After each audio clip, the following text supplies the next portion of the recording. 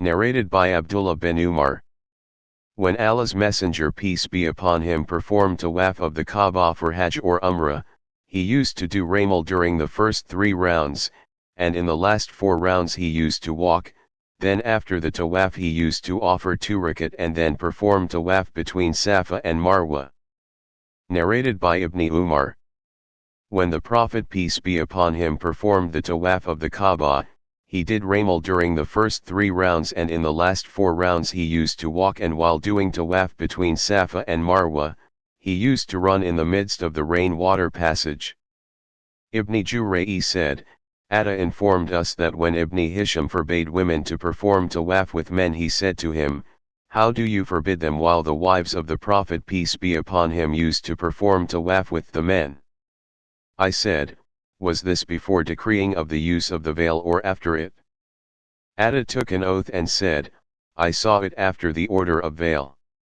I said, "How did they mix with the men?" Atta said, "The women never mixed with the men, and Aisha used to perform tawaf separately and never mixed with men." Once it happened that Aisha was performing the tawaf and woman said to her, "O mother of believers, let us touch the black stone." Aisha said to her, "Go yourself," and she herself refused to do so. The wives of the Prophet peace be upon him used to come out in night, in disguise, and used to perform tawaf with men. But whenever they intended to enter the Kaaba, they would stay outside till the men had gone out. I and Ubayd bin Umair used to visit Aisha while she was residing at Jof the Bur. I asked, what was her veil?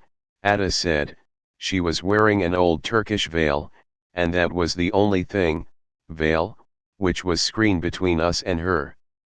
I saw a pink cover on her. Narrated by Salama. The wife of the Prophet, I informed Allah's Messenger peace be upon him that I was ill. So he said, "Perform the tawaf while riding behind the people." I did so, and at that time the Prophet peace be upon him was praying beside the Kaaba and reciting Surat at-Tur. Narrated by Ibn Abbas. While the Prophet peace be upon him was performing tawaf of the Kaaba, he passed by a person who had tied his hands to another person with a rope or string or something like that. The Prophet peace be upon him cut it with his own hands and said, "Lead him by the hand."